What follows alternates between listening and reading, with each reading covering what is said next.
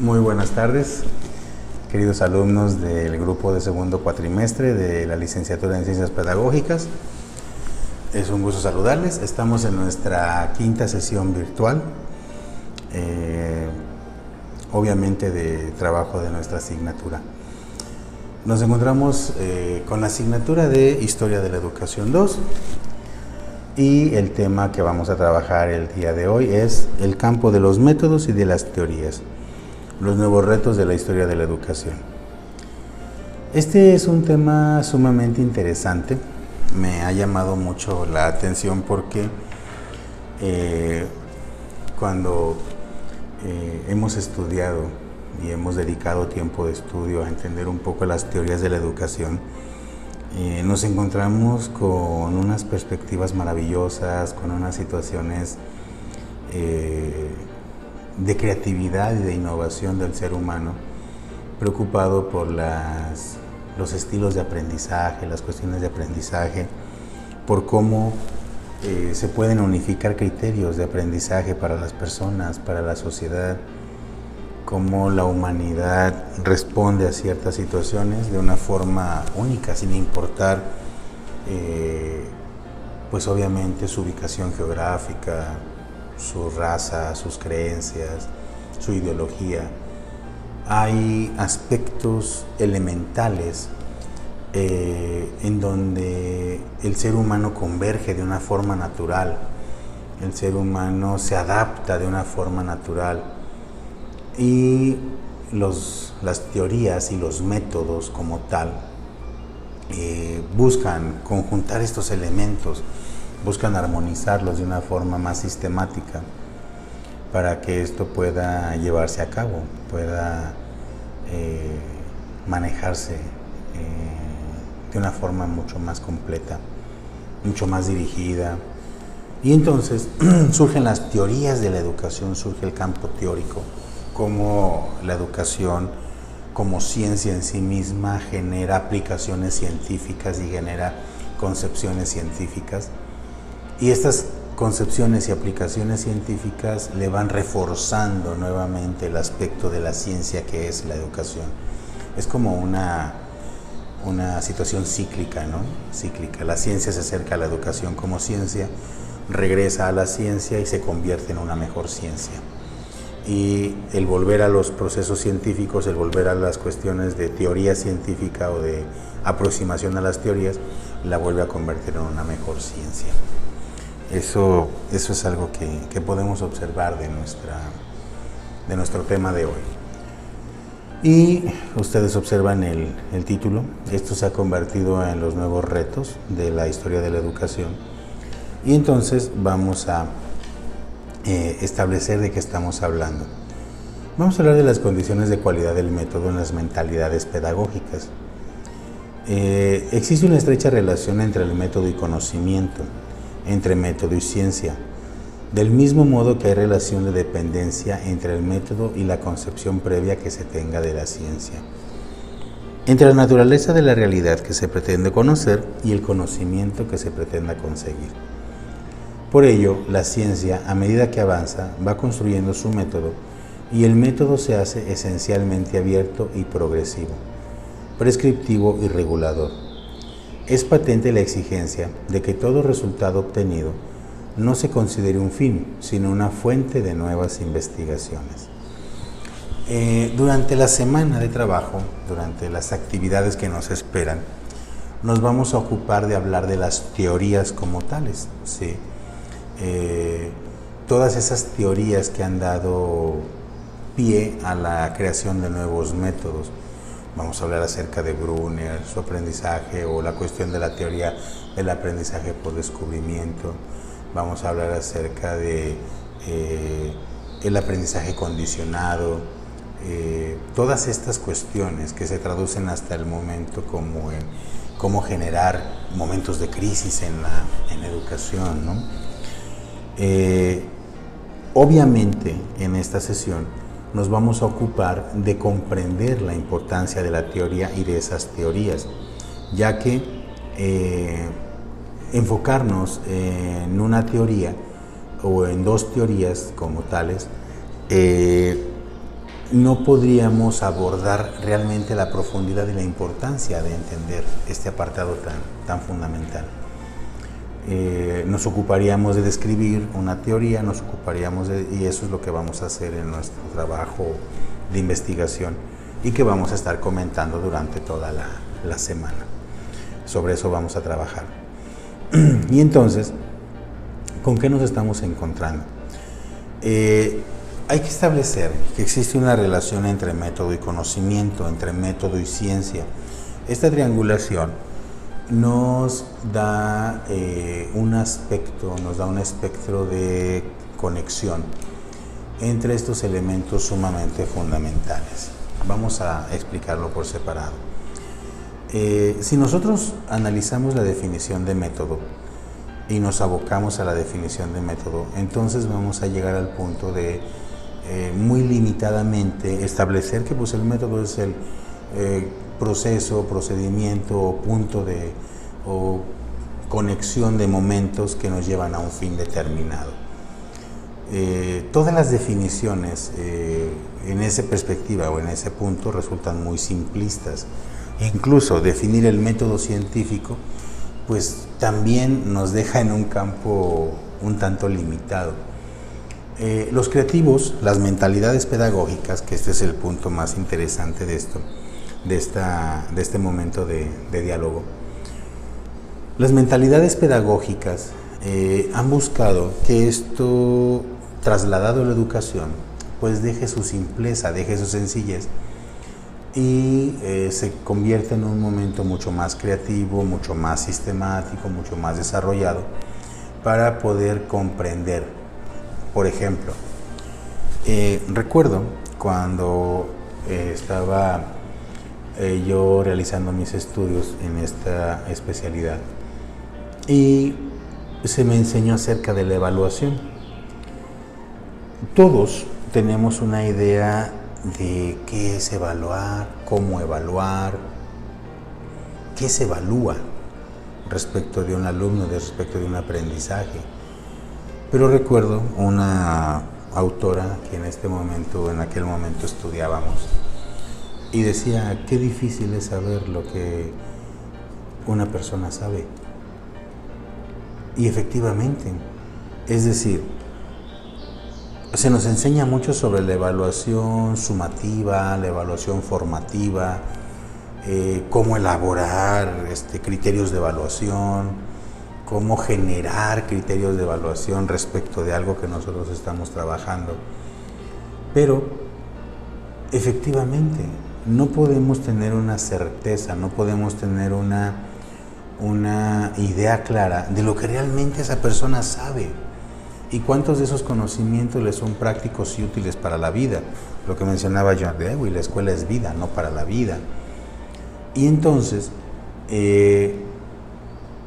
nosotros creamos diferentes estructuras sistemáticas para crear un parámetro de supuesto conocimiento y que ese supuesto conocimiento, ese parámetro, lo podamos incrustar en una serie de parámetros que convierten a esa persona en un producto aceptable en cuanto a conocimiento.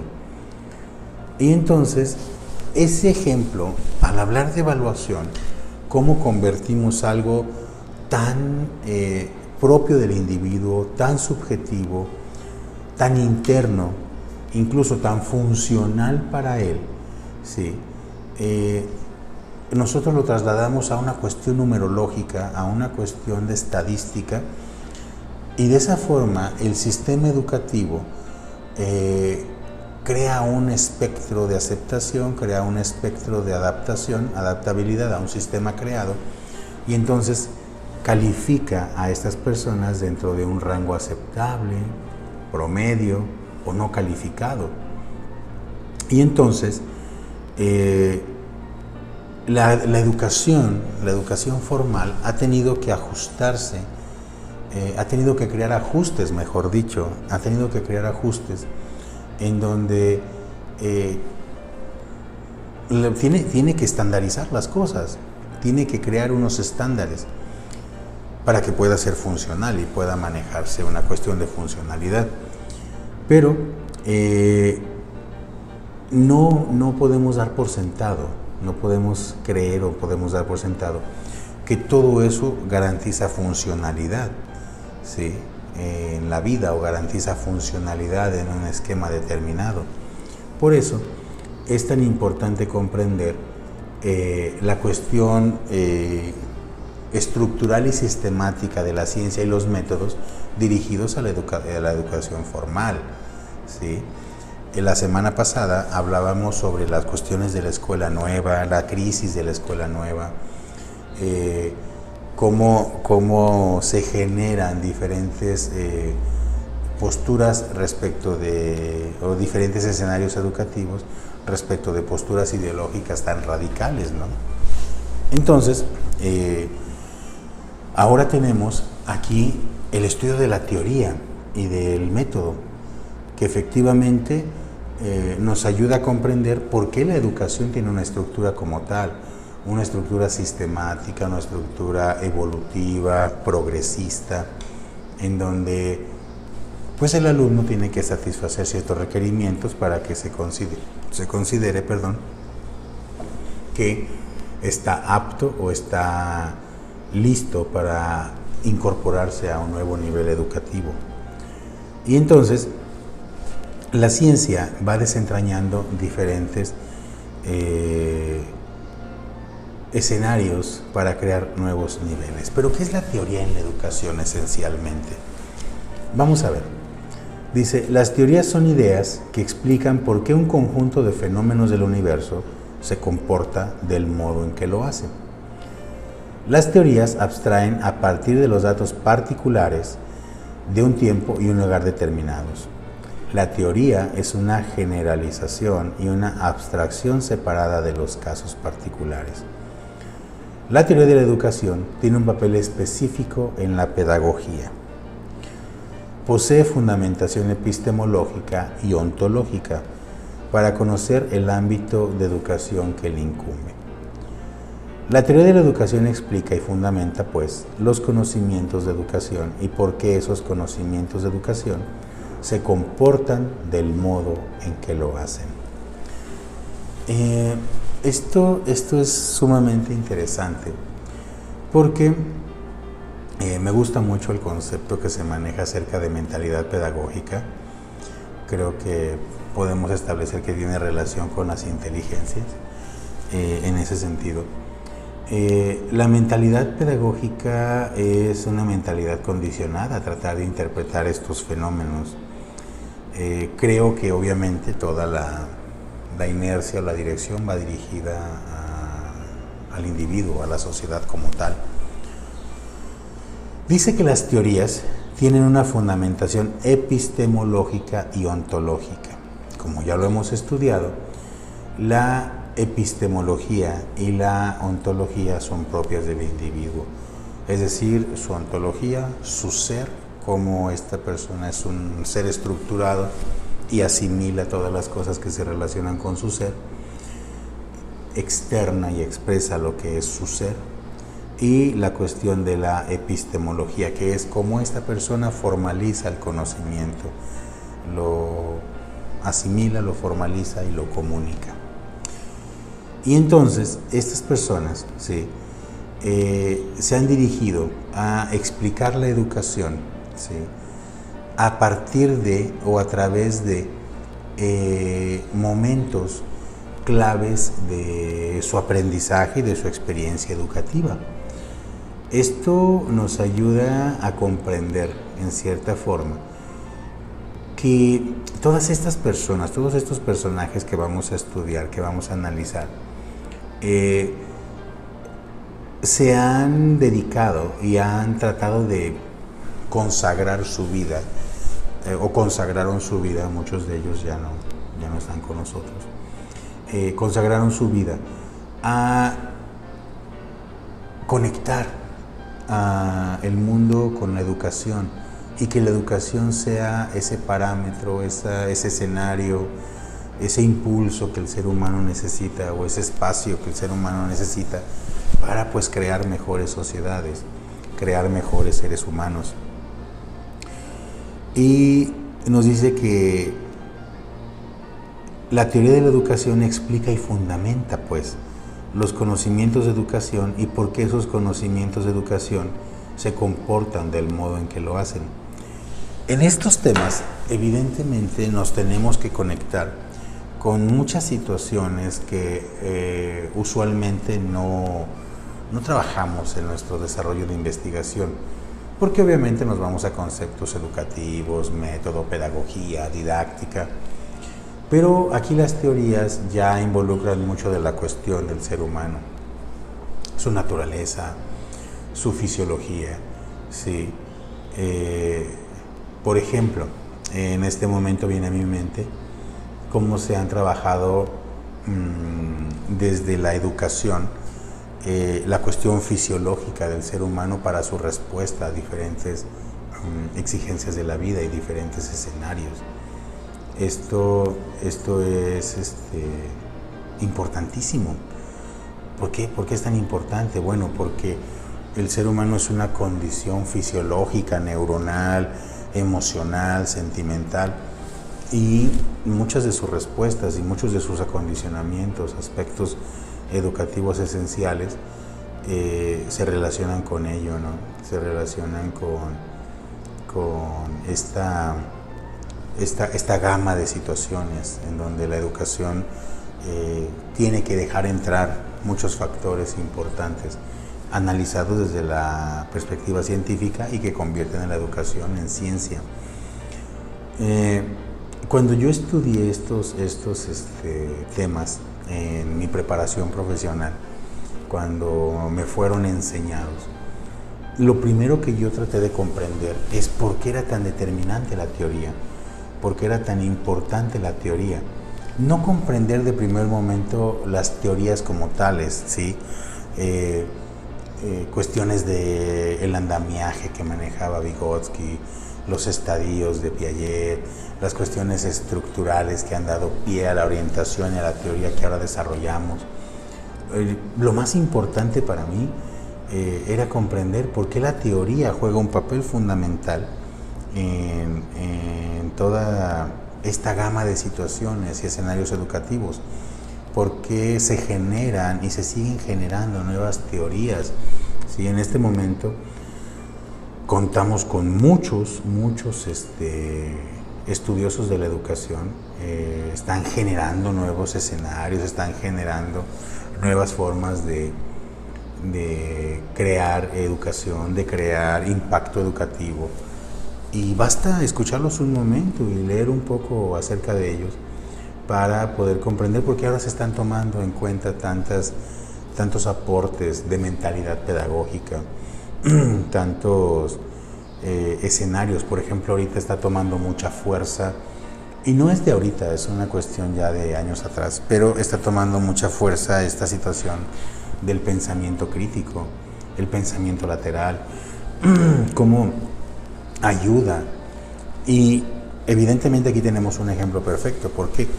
Porque el pensamiento crítico, el pensamiento lateral siempre ha existido, es una teoría que siempre ha estado acompañándonos desde años anteriores, pero ahorita los pedagogos, los especialistas en educación, están tratando de entrar en nuevos escenarios con este mismo concepto, crear nuevos escenarios educativos, crear nuevos momentos, nuevos métodos, nuevas técnicas a partir de estas teorías. Recuerdo hace algunos años yo tenía la pretensión con un alumno de crear una tesis, o de trabajar una tesis sobre programación neurolingüística.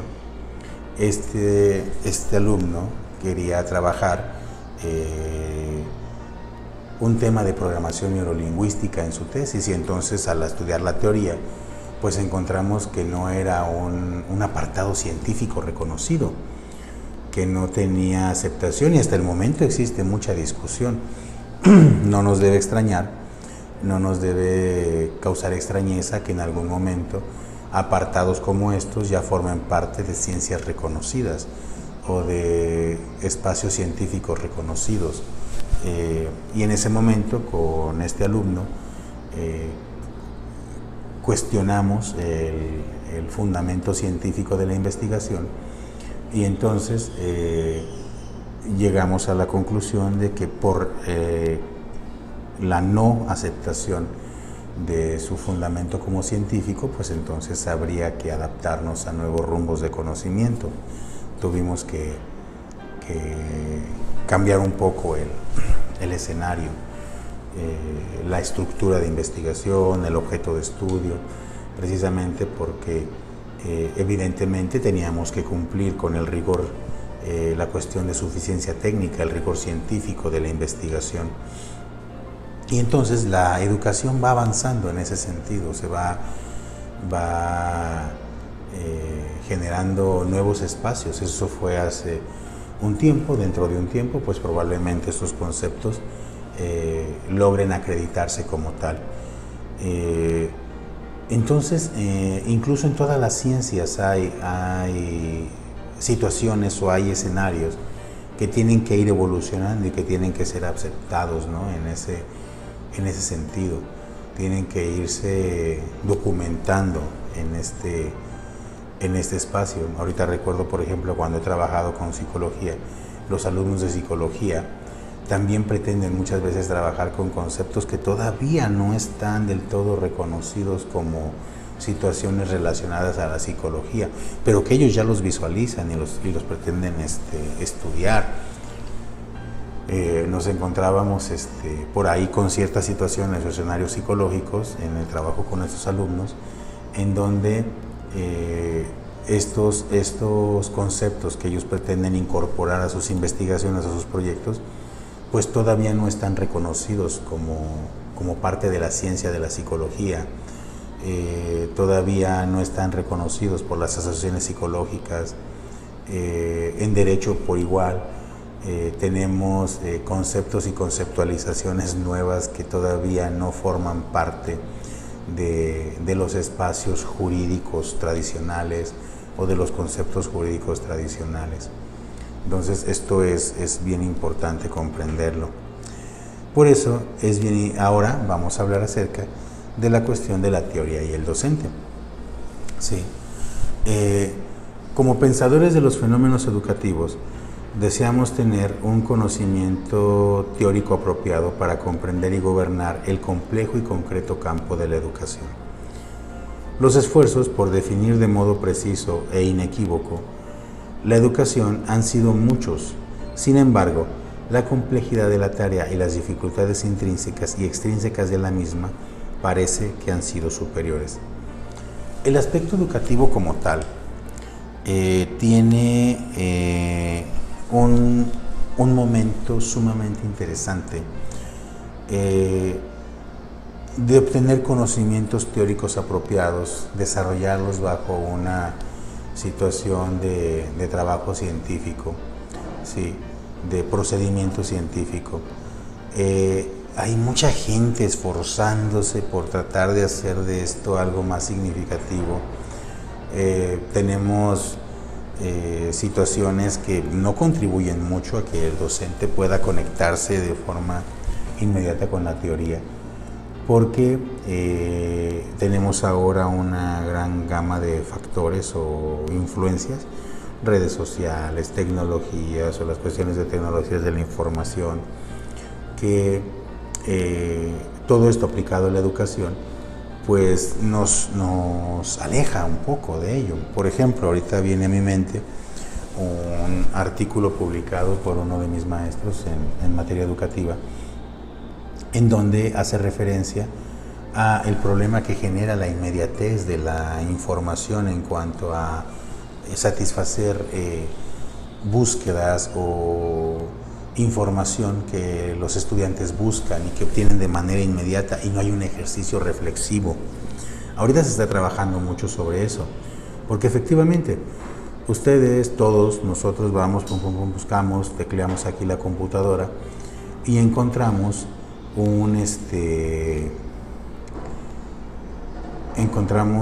una gama, un cúmulo de información que pensamos o tiene mucha relación con lo que estamos investigando o con lo que estamos tratando de obtener en cuanto a teoría, Pero resulta que por la inmediatez, por lo rápido de esa información y cómo nosotros la tratamos de conceptualizar y de ubicar, esa información no nos refiere o no nos da ese momento de procesamiento, de entendimiento, de comprensión, de ir e hilvanar ciertos momentos de trabajo. Por ejemplo, yo me he encontrado actualmente con alumnos, me he encontrado con estudiantes que tienen en su haber archivos, les facilitamos materiales, les facilitamos archivos o los consiguen en línea, en internet, y desconocen absolutamente el contenido de esos materiales, desconocen por completo qué existe en esos materiales. Incluso si nosotros en una actividad proporcionamos un documento o un archivo o facilitamos la ubicación de un archivo que contenga 100, 200 páginas, el alumno ya no lo consulta. El alumno dice, no, mejor lo busco inmediatamente aquí en el buscador, en el motor de búsqueda, introduzco lo que me están pidiendo y me arroja un concepto y me arroja una definición, y la información que yo encuentro ahí inmediatamente la tomo y ya no tengo por qué revisar un archivo o un documento que tiene 200 páginas. Esto es a lo que se refieren estos nuevos estudios. Estos son los nuevos retos de los que tenemos que hablar, de cómo esta inmediatez de información, inmediatez de exceso de información, al estudiante le va alejando de los ejercicios de comprensión, de explicación, obviamente de crear un ejercicio más allegado a la comprensión de trabajo, al entendimiento de lo que se le está solicitando para que pueda comprender. Por esa razón, en este momento estamos abocándonos a la importancia de las teorías y los métodos, su papel en la educación. Más adelante ya nos abocaremos y nos enfocaremos en teorías específicas, en estas cuestiones que han dado rumbo y que han dado soporte a lo que nosotros entendemos como educación.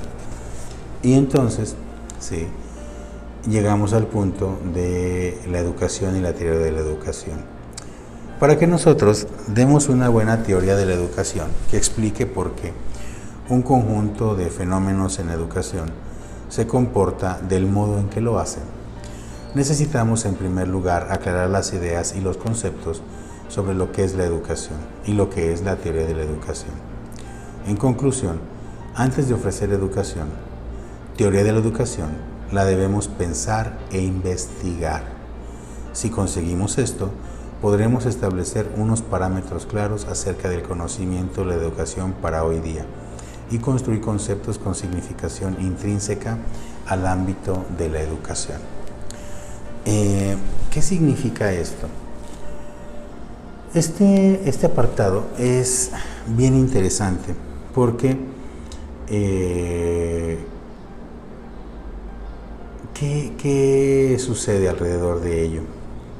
Fíjense que la teoría invariablemente tenemos que estudiarla. ¿A qué punto se necesita llegar con este apartado? Es bien interesante. Es bien interesante. Tenemos que llegar al punto de establecer que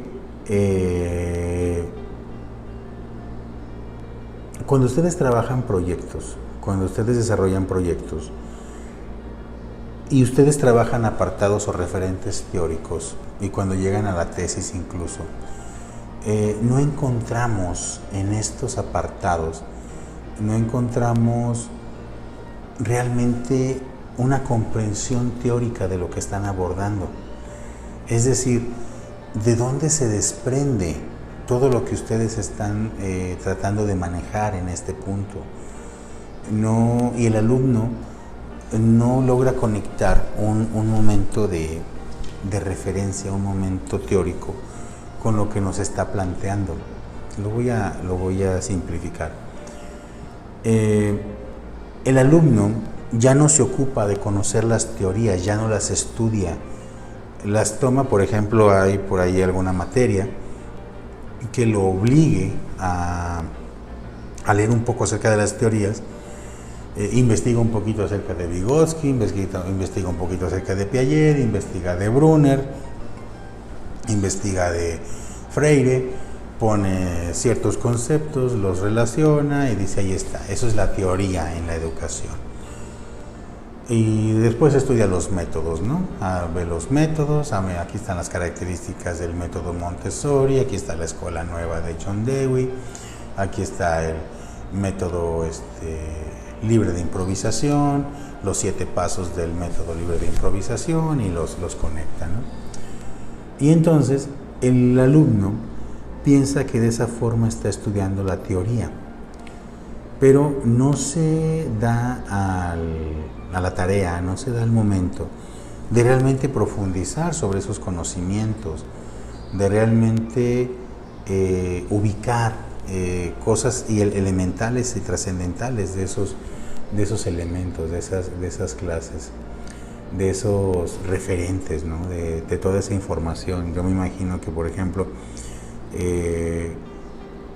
cuando leemos a Vygotsky ¿qué fue primero? Si la palabra o el pensamiento, ¿no? ¿Qué hace primero el ser humano? Si primero piensa o si primero lee, si primero piensa o si primero habla. ¿Qué es lo que sucede? Leer ese libro, tener ese libro, encontrar en él todas las reflexiones de este autor sobre lo que es la palabra, sobre lo que es el pensamiento. Y me imagino que acarrea o produce un escenario teórico mucho más significativo, produce un escenario teórico mucho más trascendental, mucho más completo acerca de todo lo que hay que comprender en materia de educación y respecto de esas teorías. Pero el alumno actualmente le cuesta mucho trabajo llegar a ese tipo de concreción cognitiva o ese tipo de conocimiento, porque nos quedamos en la parte superficial. ¿Cuál va a ser el problema de esto? ¿Cuál va a ser la situación de esto? Que, por ejemplo, indistintamente de que actualmente en los proyectos de educación no se observa el uso de las teorías, no se observa el manejo de las teorías como tal, pues entonces lo que va a suceder es que poco a poco se va a dejar de producir ciencia alrededor de la educación, o vamos a dejar la producción de ciencia solamente en educadores o en especialistas con mayor profundidad en el conocimiento, con mayor aplicación en esto. Entonces, pues creo que si logramos comprender un poco más este punto, pues podremos observar que el alumno que no comprende este apartado, que no comprende esta parte, pues se aleja de la educación como tal, ¿no? Se aleja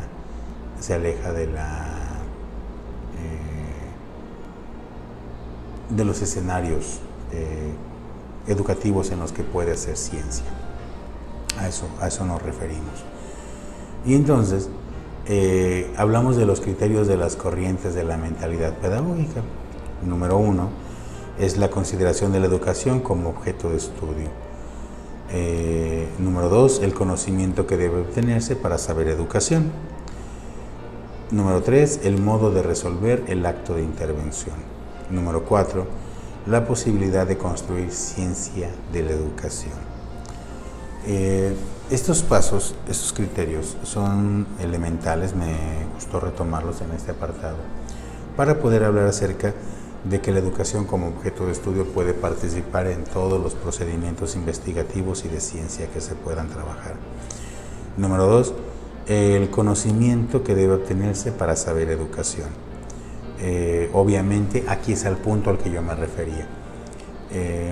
El educador, el docente, debe aportar mucho más a el trabajo educativo, de lo que realmente está aplicando, de lo que realmente está generando.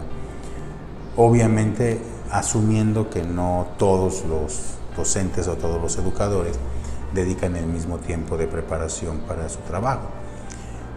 Algunos estarán mucho más conectados con la parte de investigación, con la parte de documentación, algunos no. Pero en este punto, qué bueno que hay docentes, que hay educadores que se conectan realmente con la investigación y que pueden generar nuevos conocimientos a partir de conocimientos obtenidos. El modo de resolver el acto de intervención obviamente se refiere al método, cómo se traslada la teoría al método, y la posibilidad de construir ciencia de la educación. Esto es sumamente importante, entender que la educación es una ciencia que se va construyendo, se va definiendo paso a paso, y que, como mencionábamos al inicio de la presentación, no se pretende crear o darle un momento definitorio a la educación, sino que cada descubrimiento y que cada avance en este terreno signifique una puerta nueva para un nuevo avance, una nueva forma de crear. ¿Sí? Me gusta esta parte donde dice que hoy en día la teoría de la educación como disciplina sustantiva no es un cajón desastre en el que cabe todo. Es posible defender un aspecto y un conocimiento específico para la teoría de la educación que pueden ser valiosos, pero constituyen los elementos centrales de otras disciplinas. La argumentación básica de esa tendencia se centra en justificar que investigación teórica del campo de la educación no es lo mismo que disciplina académica sustantiva de teoría de la educación. Son conceptos que vamos a trabajar por separado para que se puedan comprender plenamente. La cuestión teórica, la cuestión de disciplina, creo que una cosa es clara, se refiere a la cuestión del referente, de cómo obtenemos la teoría para nuevas investigaciones, y en otro punto, cómo es que esto se traduce en una disciplina académica sustantiva para poder formalizar esas teorías, para darle formalidad a esos conocimientos. En las actividades que vamos a desarrollar durante la semana, pues vamos a encontrarnos con diferentes ejemplos, con diferentes momentos, para ver cómo es que esto se materializa. Bien. Y llegamos al método, que también ya hemos analizado diferentes situaciones del método, qué es el método, y ahorita pues cómo se relaciona con la teoría, ¿sí? Por un lado, el método de enseñanza es la vía o camino para llegar al objetivo.